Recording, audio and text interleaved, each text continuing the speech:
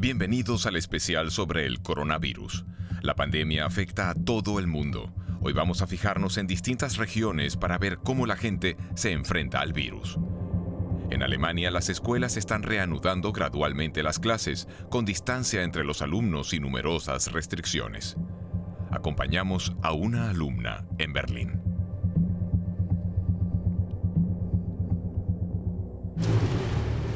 Chantal es una aplicada escolar. Vive en Berlín y hoy puede retomar las clases en su escuela. Tras 4 semanas de clases a distancia en su casa, se dirige en bicicleta a reencontrarse con maestros y compañeros de clase. Sí que estoy un tanto nerviosa y emocionada por ver cómo irá todo, pero sobre todo me siento contenta. Aquí se encuentra de nuevo con sus amigos, aunque no están todos. Para garantizar la seguridad de los escolares, Alemania ha impuesto severas medidas de higiene. Solo es posible quitarse el tapabocas dentro del aula. Además, el número de alumnos por sala está muy limitado. Las clases con más alumnos deben dividirse en grupos que alternarán su visita a la escuela. Para Florian Kweiser, esto no siempre facilita la labor de los maestros. En las clases con grupos grandes, la dinámica y la interacción son totalmente diferentes que a una escala más pequeña. Emplear correctamente el desinfectante o mantener las distancias solo es posible con poca gente en el edificio.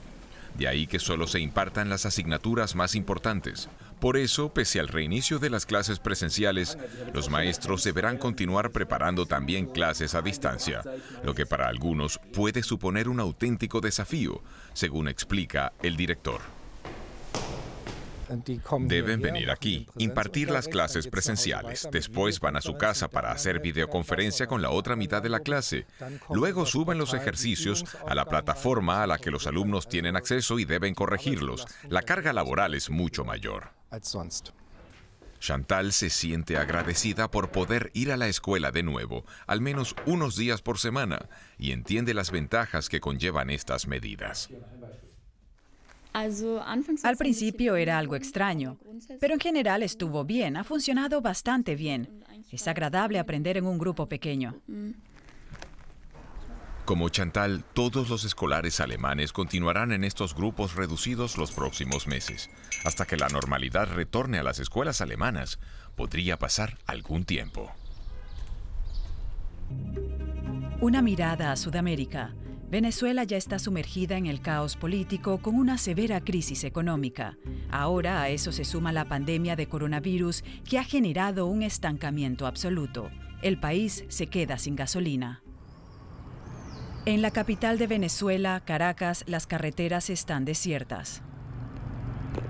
La población se atiene al estricto confinamiento. Pero si la ciudad parece abandonada, no se debe solo a las medidas contra el coronavirus. Estamos obligados, nos guste o no nos guste, estemos de acuerdo o no estemos de acuerdo, nos caiga eso simpático o antipático, es otra cosa, pero estamos obligados a guardar la cuarentena por precisamente la escasez de gasolina. La escasez de gasolina en Venezuela no es nada nuevo. El país lleva años sumergido en una severa crisis política y económica. Este analista subraya que las 6 refinerías de petróleo de Venezuela no cuentan con un mantenimiento suficiente. A eso se suma el boicot estadounidense contra la compañía petrolera estatal.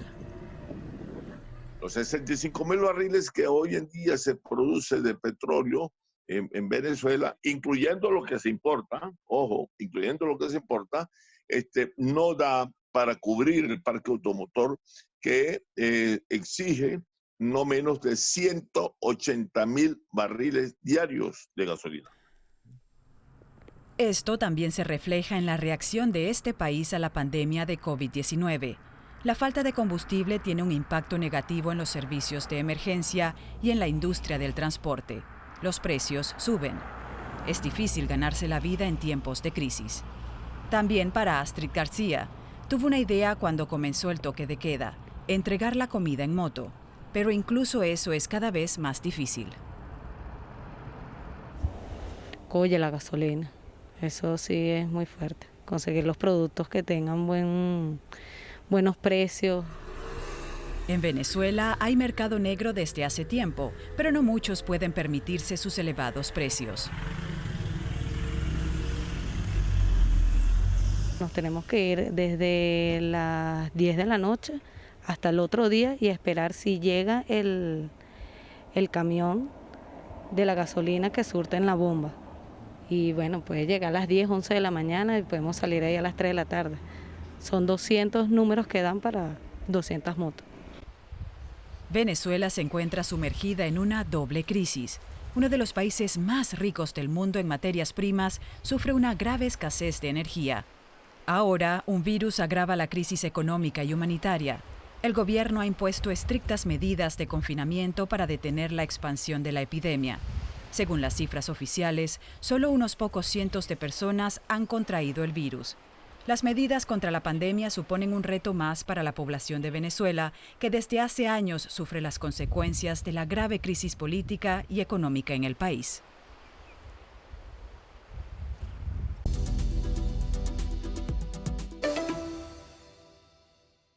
Imágenes catastróficas desde Guayaquil, en Ecuador. Personal sanitario en México protestando para tener mayor protección. Imágenes de tumbas, fosas comunes en Manaus, en Brasil. Hoy queremos hablar acerca de la situación en América Latina producto de esta pandemia. Estamos conectados nuevamente con el doctor Óscar Franco. Él es epidemiólogo y es el director del Instituto de Medicina Social y Preventiva de la Universidad de Berna. Muy buenos días, profesor. Buenos días. ¿Cómo describiría usted la situación en la región producto de esta pandemia que estamos viviendo? Sí, la situación ahora mismo es muy preocupante. Después de haber pasado por Asia, de pasar por Europa y de afectar a los Estados Unidos, vemos como ahora la pandemia está migrando, o sea, está aumentando ahora mismo en Latinoamérica y próximamente en África. Se ha visto también un aumento importante en África. Y estamos hablando de regiones con otro tipo de condiciones, con una infraestructura que quizás sea menor y con otros problemas como el hambre y como el aspecto económico que se tiene que mantener dentro de consideración. Adicionalmente tenemos poblaciones muy vulnerables de indígenas, poblaciones en la cárcel, y tenemos ancianos abandonados y personas en situación de calle que van a requerir un cuidado adicional.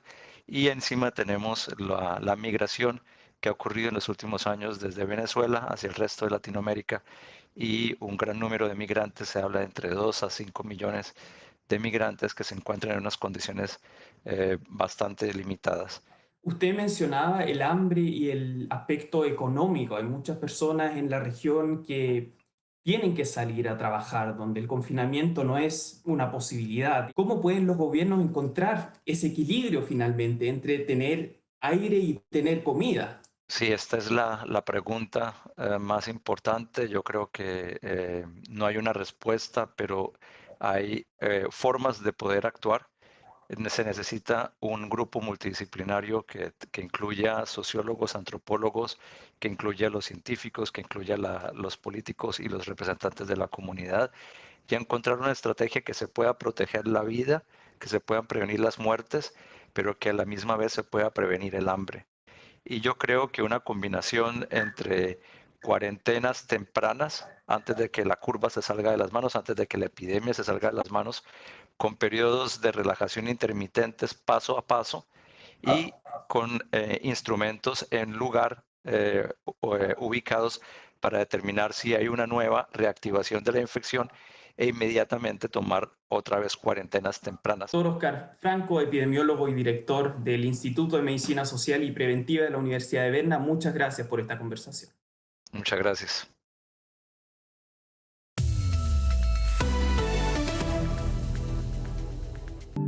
El coronavirus también se propaga rápidamente en el continente africano. Sin embargo, muchas personas aún no son conscientes del peligro que conllevan los contagios masivos. Músicos en Togo trabajan de manera creativa para concienciar a la gente. En Togo, músicos como Caporal Wisdom explican a su público los riesgos de la COVID-19 y también dan consejos para protegerse contra el virus. tose en el interior del codo. Los artistas al servicio de la salud de sus fans. Pero Caporal Wisdom va mucho más allá. Él no pierde de vista los bulos sobre el coronavirus. Estamos inundados de noticias falsas, sobre todo en las zonas rurales, donde los bulos se convierten en titulares. Allí no tienen acceso a la información correcta. Para mí es muy importante transmitirles informaciones necesarias y verdaderas. Lo hago a través de mis canciones, en parte en nuestro idioma, ewe, y los estribillos en francés, para que llegue a la mayoría de la población. Coronavirus est arrivé dans la cité. También Amen Ya Cissé, conocido por sus textos políticos, lucha contra el virus. El coronavirus no respeta a ningún presidente, ni a generales ni diputados, hermano mío, canta. Coronavirus es su nueva canción. Quiero sensibilizar a mis hermanos y hermanas. En la canción Coronavirus digo que protegerse, lavarse las manos, evitar darse la mano y mantener una distancia de al menos 1 metro es muy importante. Todavía hay gente que piensa que la enfermedad no existe o que no es una enfermedad letal. A través del sonido o la música se puede concienciar. Eso es lo que me motiva. Y no está solo. En Togo, muchos otros artistas luchan a su manera contra el coronavirus, cantando y concienciando. Sus canciones se han vuelto populares en televisión, radio y redes sociales. Hay que tomárselo en serio, como explica el artista Max Fire. Son tiempos difíciles. Por eso hice una canción de movilización contra el coronavirus.